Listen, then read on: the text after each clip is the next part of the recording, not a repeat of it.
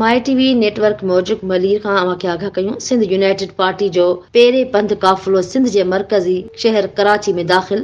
गुलन जी वरखास्त, सिंध जी वहदत ऐं सिंधी माण्हुनि जी बका सलामती लाइ जिदोजहद जो वचन। काफ़िले में औरतुनि, ॿारनि, नौजवाननि ऐं पीर सन शामिल।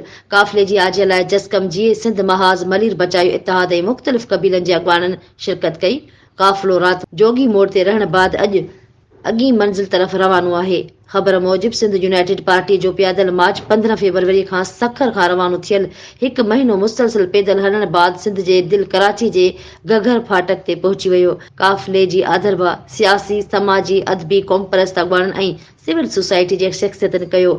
काफ़िले मथां गुलन जी वर्खा ऐं आदरबा सिंध जी सुखड़ी अजरक ज़रिए कयो वियो। काफ़िले खे गुलशन हदीद ऐं जसकम चेयरमैन सनान खान जे भाउ GM GA सिंध महाज जे अली नवाज़ बुट, मलीर बचायो इत्तेहाद जे सैद खुदा ॾिनो शाह, क़ौम परस्त अॻवान इदरीस चांडियो, अवामी जमहूरी पार्टी जे अयाज़ चांडियो, जान मोहम्मद जानी, अयाज़ केसराणी, खोसा बुरड़ा, कलमती कबीलनि समेत बोड मुतासिरीन जे वॾे अंग आदरबा में शामिल। उन मौक़े ते ख़िताब कंदे अॻवाननि जो चवणु हुयो त सिंध यूनाइटेड पार्टी पारां सिंध में बदमनी, महांगाई, बेरोज़गारी ऐं ख़राब हुकुमरानी ख़िलाफ़ दुनिया खे ॿुधाइण लाइ असां सखर खां कराची पैदल मार्च कयो आहे। हिक तरफ़ सिंध खे धाड़ियलनि जे रहमो करम ते छॾे हथ सां बदमनी पैदा करे धाड़ियल इंडस्ट्री खे हथी ॾिनी वई आहे। ॿिए तरफ़ ख़राब हुकुमरानी, महांगाई ऐं बेरोज़गारी सबबि ख़ुशहाल सिंध जा मिसकिन माण्हू गुरबत जे करे ख़ुदकुशियूं करण ते मजबूर आहिनि ऐं हुकुमरान सिंध जे वसीलनि जी फुरलुट में लॻल आहिनि। जिन माण्हुनि खेनि चूंडे ऐवाननि ताईं पहुचायो आहे उन्हनि जो पीपल्स पार्टीअ जे अॻवाननि खे को बि फ़िक्र न आहे।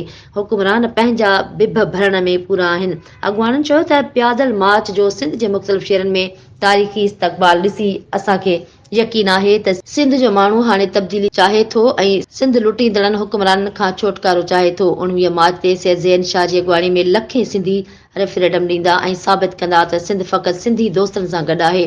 काफ़िले जी अॻवानी मरकज़ी नायब सदर रोशन बुरड़ो, एजाज़ सामटियो, मुस्तफ़ा चांडियो, मुनीर मक्सी, अमीर आज़ाद पमर, जगदीश आहूजा, मोहम्मद अली बोज़दार, कुतुबुद्दीन जतोई, अवामी तहरीक जे इक़बाल जरवार, अमीर जान चांडियो, फैज़ हीसबाणी, असकर खोसो, बदर तही, ज़मीर हाजाणू ऐं ॿियनि शिरकत कई।